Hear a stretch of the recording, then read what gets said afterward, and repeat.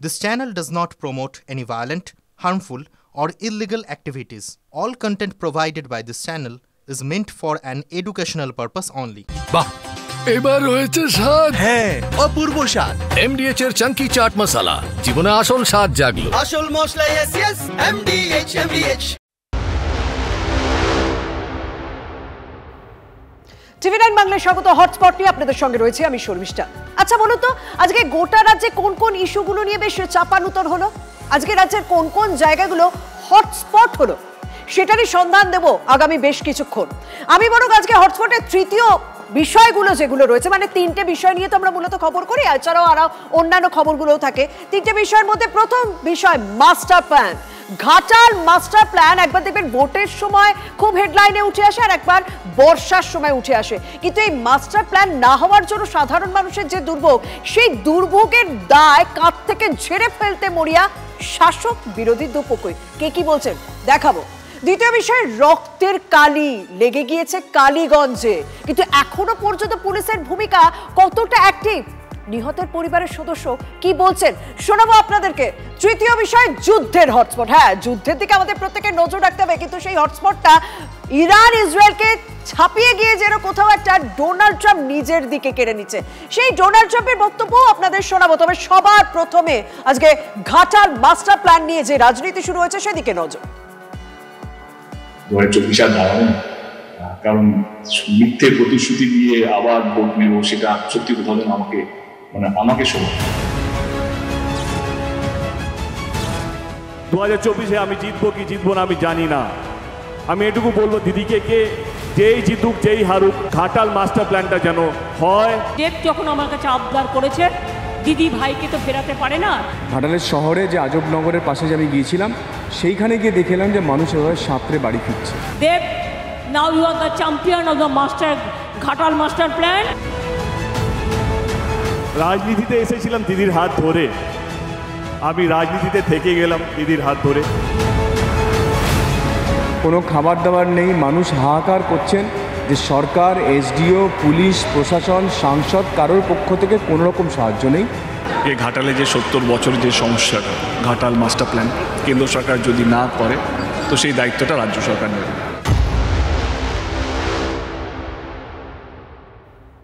সেই ছোটবেলায় পড়েছিলাম জানেন, বিদ্যাসাগর নাকি নদীর সাঁতরে মায়ের সঙ্গে দেখা করতে গিয়েছিলেন। আর এখন বিদ্যাসাগর পরবর্তী প্রায় 150 বছর পর হবে, সেই 150 বছর পরের ছবিটা একটু দেখাই আপনাদেরকে।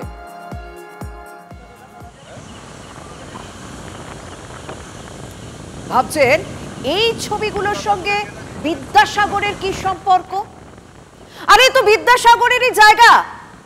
2025-এ দাঁড়িয়ে ঘাটালের মানুষ বর্ষার জলে সাঁতরে বেড়াচ্ছেন, আর এই ঘাটাল আর একটা কারণে রাজনীতিতে বারবার হেডলাইন হয়। ঘাটাল মাস্টার প্ল্যানের জন্য বর্ষার সময়, ভোটের সময়, কারণ পুরসভা এলাকা হোক বা পঞ্চায়েত এলাকা, ঘাটাল মানে দুর্ভোগের ছবি। সেই দুর্ভোগের বক্তব্য শুরু। বাঁধ ভেঙেছে, ঘর ভেঙেছে, কত কিছু হয়েছে। বন্যায় পরিস্থিতি, সারাদিন সারা রাত ঘুমাতেও পাইনি আর খেতেও পাইনি। বাবুরা রাস্তায় রাস্তায় এসছে, রাস্তায় রাস্তায় গেছে, ক্ষতিপূরণ এবারে তাদের ইচ্ছা। শুনলেন, বন্যায় মানুষের চোখের ঘুম উড়ে গিয়েছে। আর বাবুরা মানে বুঝতে পারছেন তো কাদেরকে বোঝাতে চাইছেন? জনপ্রতিনিধিরা। তারা রাস্তা দিয়ে এসেছেন, রাস্তা দিয়েই ঘুরে গেছেন। মানুষের দুর্ভোগের ছবিটা কতটা গভীরে সেইখানে যা পৌঁছতে পারেনি জনপ্রতিনিধি, সেই ছবিটা আমরা পৌঁছে দেবো আপনাদের দোরগোড়ায়, যদি আপনাদের চোখ কান নাক খোলে। তাতে দুর্ভোগের দায় যাতে তাদের কাছে না পড়ে, তার সাফাই দিতে দেখা যাচ্ছে এখন প্রত্যেককে। সাংসদ অভিনেতা দেবকেও দেখা গেল নিজের সোশ্যাল সাইটে। দুদিন আগে বিধান নিজের সোশ্যাল সাইটে তিনি পোস্ট করলেন, এবং শুধুমাত্র দেব নয়, বিধানসভায় দাঁড়িয়ে আজ খোদ মমতা বন্দ্যোপাধ্যায় বলছেন সময় লাগবে। কিন্তু মনে আছে 2024-এ সেই ঘাটাল মাস্টার প্ল্যানের জন্যই রাজনীতি থেকে বিদায় জানাতে বসেছিলেন দেব। পরে অবশ্য কিন্তু অঙ্কটা পাল্টায়, তাই একটুখানি আপনাদেরকে পিছনে নিয়ে যাই। দেখুন, মিথ্যে প্রতিশ্রুতি দিয়ে আবার ভোট নেব, সেটা সত্যি কোথাও যেন আমাকে শোনো। Dev, now you are the champion of the master Ghatal master plan. যেই জিতুক যেই হারুক, ঘাটাল মাস্টার প্ল্যানটা যেন হয়। দিদি ভাইকে তো ফেরাতে পারে না। রাজনীতিতে এসেছিলাম দিদির হাত ধরে, আমি রাজনীতিতে থেকে গেলাম দিদির হাত ধরে। পরিকল্পনা তৈরি করে এটা যাতে আমরা ৩-৪ বছরের মধ্যে আমরা করে ফেলতে পারি, তার জন্য কেন্দ্র সরকার যদি না করে তো সেই দায়িত্বটা রাজ্য সরকার নেবে। সত্যি দেব যেটা বলেছেন, মিথ্যে প্রতিশ্রুতির বিষয়টা তার ইমেজের সঙ্গে যায় না, কারণ তিনি অনেকের কাছে আইডল অভিনেতার জন্য, তার উপর তিনি সাংসদ। হ্যাঁ, তারপর তো ঘাটাল মাস্টার প্ল্যানে প্রতিশ্রুতি এলো, ভোটে জিতলো তৃণমূল, কাজও শুরু হলো, কিন্তু বর্ষায় আবার সেই কাজ থমকেও গেছে। ঘাটাল আবারও হেডলাইনে উঠে এলো। 2025-এর বাজেটে আমরা কি দেখলাম? রাজ্য বাজেটে 500 কোটি টাকা বরাদ্দ করে কাজ শুরু হলো, কিন্তু কাজের গতি নিয়ে প্রশ্ন উঠতে শুরু করলো। জমি জটের মতো বিষয় এক্ষেত্রেও রয়েছে। ঘাটাল পুরো এলাকার অনেক বাড়ি আছে প্ল্যান এলাকার মধ্যে, তারা বাড়ি ছাড়তে রাজি হচ্ছেন না। আবার অনেকে ব্যবসা বাণিজ্য জড়িয়ে রয়েছে এই এলাকাগুলোর মধ্যে। তাই আজ মুখ্যমন্ত্রী তিনি কি করলেন, মানে তিনি তার বিষয়টা, তার অবস্থানটা তো স্পষ্ট করবেন। বিধানসভায় দাঁড়িয়ে অবস্থান স্পষ্ট করে বলছেন, কেন্দ্রীয় বঞ্চনার অভিযোগ তুলছেন এবং তিনি বলছেন কেন্দ্রীয় সরকার একটা পয়সাও দেয়নি, আমরা নিজেরাই এই প্রকল্প করছি। কাজ করতে গিয়ে যদি জমি নিয়ে সমস্যা হয় তাহলে প্রকল্প একটু ঘুরিয়ে দিতে অনুরোধ করব, মানুষের যেন কোনো অসুবিধে না হয়। আর কদিন আগে সাংসদ দেব নিজে সোশ্যাল সাইটে কি পোস্ট করেছিলেন সেটা একবার দেখব। সাংসদ অভিনেতা দেব তিনি নিজে সোশ্যাল সাইটে কি পোস্ট করেছিলেন, এবং তিনি এমন সোশ্যাল সাইট মানে ফেসবুকে তাকে কিন্তু রাজনীতির খবর বা রাজনীতির পোস্ট খুব কম সময়ই আমরা করতে দেখি। তার নির্বাচিত একটা অংশ আমরা দেখাচ্ছি যেখানে তিনি সাফাই দিচ্ছেন ঘাটাল মাস্টার প্ল্যান নিয়ে, এবং সেখানে তিনি স্পষ্ট করে দিয়েছেন যে তৃতীয় বাজেটে 1/3 বাজেট বরাদ্দ হয়ে গিয়েছে, করতে সময় লাগবে। এই যে আমি এই জায়গাটা দেখাবো, 4-5 বছর সময় লাগবে। এবং এই পোস্টটা কেন করেছেন তিনি জানেন? তিনি এখানেও লিখেছেন, আরো একটা অংশ রয়েছে যে তিনি অভিমান ঘোচাতে চান, সাধারণ মানুষের অভিমান ঘোচাতে চান। কারণ যে জনপ্রতিনিধি নিজের ইমেজ বাঁচানোর জন্য, সত্যি তো ঘাটাল মাস্টার প্ল্যানে বারবার প্রতিশ্রুতি দিচ্ছেন কিন্তু কাজ হচ্ছে না, তিনি ভোটে দাঁড়াতেই চাইছিলেন না। সেই প্রতিনিধি ক্ষমতায় আসার পর ঘাটাল মাস্টার প্ল্যান কাজ শুরু হওয়ার পরও আবার ভাসছে ঘাটাল, স্বাভাবিকভাবে তিনি তার ইমেজ বাঁচাবেনই। তিনি বলছেন সময় লাগবে, কিন্তু এই পোস্ট কেন? মানুষের মনে প্রশ্ন উঠেছে, মানুষের অভিমান ঘোচাতে না নিজের ইমেজ বাঁচাতে? কি বলছেন দেব সেই ছবি আপনাদেরকে দেখালাম, সেই পোস্ট আপনাদেরকে দেখালাম, কিন্তু এই সবের মাঝে আমরা কিন্তু একজনের কথা ভুলে যাচ্ছি, সেটা হচ্ছে বিরোধীদের কথা। ঘাটাল মাস্টার প্ল্যান রাজ্য করবে বলে যদি ভোটের অস্ত্র নিজেদের দিকে শান দেওয়ার চেষ্টা করে রাজ্যের শাসক দল, তখন ঘাটালের মানুষের দুর্ভোগ পাল্টাচ্ছে না বলে পাল্টা অস্ত্রে শান দিচ্ছেন বিজেপির বিধায়ক হিরণ। মোদীকে মাস্টার প্ল্যান নিয়ে চিঠিও লিখেছেন তিনি। আর আজ এই অবস্থায় দাঁড়িয়ে হিরণ কি বলছেন শুনুন। কেন্দ্রীয় সরকার 30শে জুন 2022 এই ঘাটাল মাস্টার প্রকল্পের ফেজ 1-এর জন্য 1238 কোটি 95 লক্ষ টাকা দেওয়ার জন্য মঞ্জুর করে দিয়েছিল, ক্লিয়ারেন্স দিয়ে দিয়েছিল।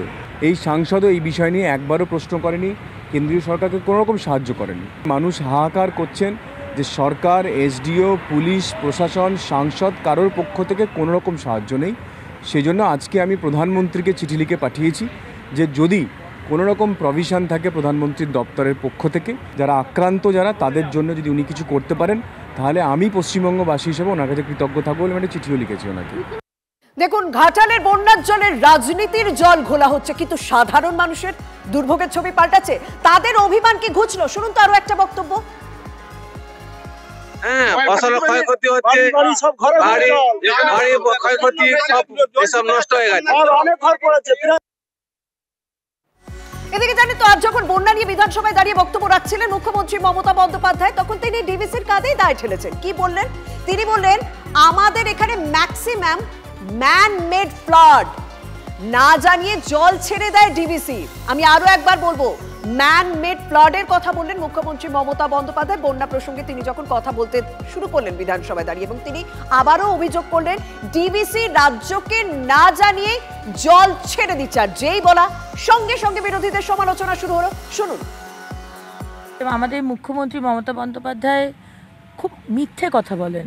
কমিটির বৈঠকে কি ঠিক হলো, রাজ্য সরকার কি চিঠি দিয়ে অনুরোধ করলো, এগুলো তো কর্ণপাত করছে না।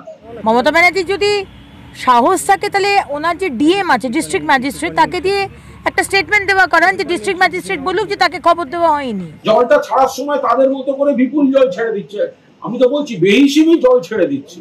কিন্তু প্রতিবার এটা নিয়ে রাজনীতি করা কেন করেন?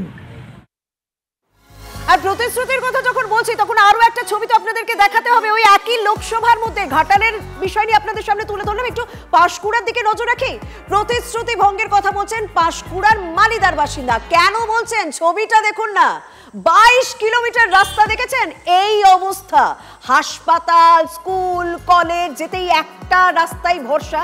আর সেখানেও মানুষ বলছেন যে দেব এই রাস্তা ঠিক করে দেওয়ার প্রতিশ্রুতি দিয়েছিলেন, আশ্বাস দিয়েছিলেন রাস্তা সংস্কার হবে, কিন্তু কাজ হয়নি। ভবিষ্যতে কি হবে? সাধারণ মানুষ, সেখানকার মানুষ কি অভিযোগ করছেন, কি প্রশ্ন তুলছেন শুনুন। যে বেহাল দশা, যে কোনো মুহূর্তে স্কুল ছাত্র বা স্কুল ছাত্রীর দুর্ঘটনাজনক যদি মৃত্যু কামনাটা খুবই দুঃখেরজনক, যদি ঘটনা ঘটে যায় বা টোটো পাল্টি খেয়ে যদি কোনো ব্যক্তি মারা যায় বা বাইক চালে বা সাইকেল পথচারী যদি কোনো ব্যক্তি মারা যায়, সরকার এতদিন কি ঘুমাচ্ছে? তাহলে ভোট আসলেই প্রতিশ্রুতি, তারপরে সেই কালাঘরে চলে যাচ্ছে প্রতিশ্রুতিগুলো। দেখুন শুধুমাত্র রাজ্যের হটস্পট গুলো তো এগুলো নয়, কালীগঞ্জ, কারণ সেখানেও তো এক পড়ুয়ার মৃত্যু হয়েছে বিজয় উল্লাসের জন্য, সেদিকে নজর এবার।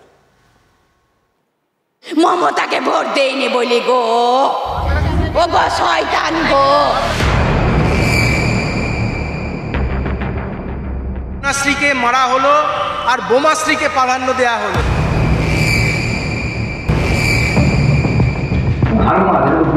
তৃণমূলের এই সাল জয় এবং বিরোধীদের ব্যর্থতাটাকে আড়াল করতে চেয়েছে।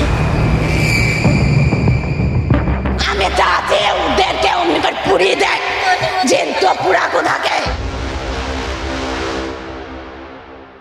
আর কি বলবো বলুন তো, বিজয় উল্লাসের নিহত চতুর্থ শ্রেণীর পড়ুয়ার মৃত্যুকে কেন্দ্র করে রাজ্যের হটস্পট এই মুহূর্তে কালীগঞ্জ। আর 24 ঘন্টা পর পুলিশের দিক থেকে কি আপডেট পাওয়া যাচ্ছে জানেন তো? মাত্র 4 জনকে এখনো পর্যন্ত গ্রেফতার করেছে। এদিকে 24 জনের বিরুদ্ধে অভিযোগ দায়ের হয়েছে, মুড়ি মুড়কির মতো বোমা ছোড়া হয়েছে, বিজয় মিছিল হয়েছে, কিন্তু এই ঘটনায় যে পড়ুয়ার মৃত্যু হলো বোমার আঘাতে, সেই ঘটনায় মাত্র 4 জনকে এখনো পর্যন্ত অ্যারেস্ট করা হয়েছে। বাকি অভিযুক্তদের খোঁজে মোলান্দি গ্রামে বাড়ি বাড়িতে তল্লাশি চালানো হচ্ছে, কিন্তু তদন্ত নিয়ে যে তামান্নার পরিবার মোটেই খুশি নয়, এটাই স্বাভাবিক। কি বলছেন তামান্নার মা শুনুন। পুলিশকে তো 100 বার বলা হয়েছে কারা ছিল, পুলিশকে তো বারবার বলা হয়েছে এই সব লোক, আমি তো চিনি সবাইকে, তারা ন্যায্য বিচার করতে চায় না। ন্যায্য বিচার করলে আজকে এই অবস্থা হয়। কোর্টে যাব আমি, কোর্ট তার ওরা কিনে থুই দেয়নি, কোর্ট তার পুলিশ কিছু করতে পারবি না। আমি কোর্টে যাব, আমি সিবিআই এর কাছে যাব। বিচার না পেলে আদালতে যাবেন, সিবিআই চাইবেন বলছেন তামান্নার মা। আর বাবা কি বলছেন জানেন? একবার বক্তব্যটা শুনুন। ওদের দল করে নিয়ে আমাদের আলাদা পার্টিকে ভোট দিয়ে জাল লিখে নিলাম। আপনারা কি তাই বলে বাড়ির মহিলা ছোট বাচ্চা তাদের উপরে হামলা করবে? পুলিশের তদন্তে আপনার ভরসা আছে? পুলিশ চাইলে এগুলো হয়, পুলিশ চাইলে। কি বললেন? বিরোধী রাজনৈতিক দল করেন বলে নিজের মেয়েকে হারাতে হলো? মানে বিরোধী রাজনীতি করলে কি মৃত্যু জুটবে? তামান্নার বাবা এই প্রশ্ন তোলার পর কি এই তামান্নার মৃত্যুকে ঘিরে রাজনীতি থামছে? ছোট্ট তামান্নার মৃত্যুতে গ্রেপ্তারির সংখ্যা বাড়েনি, কিন্তু রাজনীতির পারদ প্রত্যেকটা মুহূর্তে বেড়ে চলেছে। যতটুকু শুনেছি 10 বছর পর এই মেয়েটি তাদের হয়েছে, সন্তান হয়েছে। এই পরিবারের কাছে কিভাবে কম্পেনসেট হবে? পশ্চিমবাংলায় ইলেকশন হলেই প্রাণহানি হবে। পঞ্চায়েত থেকে পার্লামেন্ট সব ইলেকশনে, নমিনেশন থেকে আরম্ভ করে ভোট গণনা, যে কোনো সময় মার্ডার হতে পারে, যে কোনো সময় হিংসা হতে পারে। যারাই করে থাকুক, যদি মিছিল থেকে কেউ অসভ্যতা করে থাকে শাস্তি হোক। এটা বাচ্চা মেয়েকে যেভাবে খুন করা হলো, এটা হচ্ছে পশ্চিমবাংলার এবং টিএমসির রাজনীতির একটা নমুনা। এসপিকে, ওই থানার ওসিকে ইমিডিয়েটলি ক্লোজ করা উচিত। জয়কে বদনাম করার জন্য কেউ যদি অন্তর্ঘাতমূলক কাজ করে বিরোধীদের সুবিধা করে দিয়ে থাকে, সেটারও তদন্ত হোক। মমতা ব্যানার্জি দুঃখ প্রকাশ করেছেন ঠিকই, কিন্তু তার খুব সিলেক্টিভ দুঃখ প্রকাশ, কারণ তারা ওনার ভোটার। তৃণমূলের কোনো প্রকৃত শুভানুধ্যায়িত এত বড় জয়ের দিনে নজর ঘোরাতে এ কাজ করবে না, পুলিশ তদন্ত করুক। এদিকে জানেন তো, যে তৃণমূল প্রার্থী জয়লাভ পেয়েছেন, মানে যার বিজয় উল্লাসে এই পড়ুয়ার মৃত্যুর ঘটনা ঘটলো, সেই আলিফা আহমেদকে কিন্তু মুখ খুলতে বারণ করেছেন মুখ্যমন্ত্রী মমতা বন্দ্যোপাধ্যায়। যা বলার দল বলবে।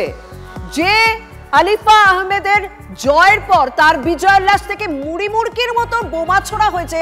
সেই আলিফা আহমেদ তৃণমূল প্রার্থী, কালীগঞ্জের জয়ী প্রার্থী, তাকে মুখ খুলতে বারণ করেছেন মুখ্যমন্ত্রী মমতা বন্দ্যোপাধ্যায়। সর্বসমক্ষে বেশি মুখ খুলতে বারণ করা হয়েছে তাকে। এবার একটু যুদ্ধের দিকে নজর রাখি। ট্রাম্পের কথা মানল না ইসরায়েল। ভোর রাতে আমরা কি দেখলাম? ডোনাল্ড ট্রাম্প তিনি পোস্ট করলেন, বললেন যে ইরান ইসরায়েল দুজনেই সম্মত হয়েছে আর যুদ্ধ হবে না।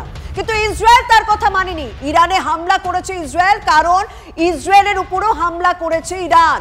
উত্তর তেহরানে ইরানের রেডারে বোমা বর্ষণ, বিস্ফোরণের শব্দ পাওয়া গেছে বাবলসারেও। আর এরই মধ্যে আমরা কি দেখলাম? খামেনি, ইরানের সর্বোচ্চ নেতা খামেনি, আয়াতুল্লাহ খামেনি, তিনি কিন্তু স্পষ্ট করে বলছেন কারোর কাছে ইরান মাথা নত করবে না, কারণ ইতিহাস জানে ইরান কারোর কাছে আত্মসমর্পণ করেনি। আর পরমাণু কর্মসূচিও জারি রাখার কথা স্পষ্ট জানিয়ে দিল ইরানের সর্বোচ্চ নেতা খামেনি। তাহলে ডোনাল্ড ট্রাম্প কিসের প্রেক্ষিতে বললেন যে সংঘর্ষ বিরতি হয়েছে? অন্যদিকে যুদ্ধবিরতি যে ভঙ্গ হলো, ইরান ইসরায়েল একে অপরকে যে হামলা পাল্টা হামলা করলো, তাতে কিন্তু বেজায় চটে গিয়েছেন ডোনাল্ড ট্রাম্প। কারণ তিনি তো আগেভাগে ঘোষণা করেছিলেন যে দুদেশ যুদ্ধবিরতি মেনে নিয়েছে। যুদ্ধবিরতি ভঙ্গ মস্ত ভুল। সতর্ক বার্তা মার্কিন প্রেসিডেন্টের। ইরান ইসরায়েল উভয় পক্ষকেই দোষারোপ করেছেন মার্কিন প্রেসিডেন্ট। ৪১ বছর পর অবশেষে মহাকাশে ভারতীয়। কালই দ্বিতীয় মহাকাশচারী পেতে চলেছে ভারত। অবশেষে সবুজ সংকেত এক্সিওম 4 মিশনের। কাল দুপুরেই মহাকাশে রওনা শুভাংশু শুক্লা। বুধবার দুপুর 12টা 1 এই মহাকাশযান উঠবে। বৃহস্পতিবার বিকেল 4:30 স্পেস স্টেশনে ডকিং। প্রথম ভারতীয় হিসেবে স্পেস স্টেশন পৌঁছবেন শুভাংশু। 14 দিন পর্যন্ত স্পেস স্টেশনেই থাকতে পারেন শুভাংশুরা। আর এই এক্সিওম 4 মিশনে প্রত্যেকটা মুহূর্তের আপডেট ছবি থাকছে TV9 বাংলায়।